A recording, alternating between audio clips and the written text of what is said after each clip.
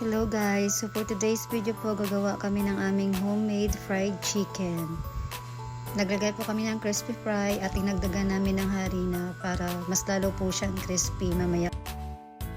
Para hindi po siya masunog, baliktarin niyo po siya time to time para pantay po yung kanyang pagkaluto.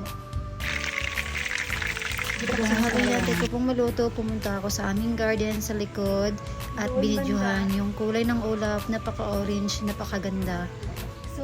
Balik tayo guys sa ating pagluluto. Ayan guys, luto na yung ating fried chicken. Hanguin na po natin at kakain na tayo mamaya-maya. Hindi makukumpleto yung ating fried chicken kung wala tayong sausawan. So gumawa pala ako dyan guys ng sarili kong gravy gamit yung star margarine, cornstarch or harina at iba pang mga pangpalasa.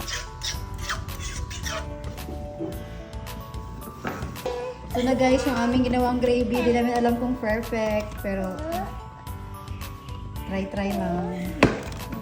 Yung lasa niya guys para siyang gravy ng Max. Charot, joke lang po. Pero masarap naman po siya kaya perfect na rin panghapunan.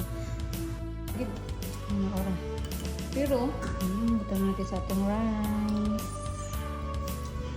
Akong gitry pagbahog ang gravy guys sa rice. So, lami lang po siya. Sa mga unta ninyo, salamat sa paglantaw. Please subscribe or follow and share. Thank you.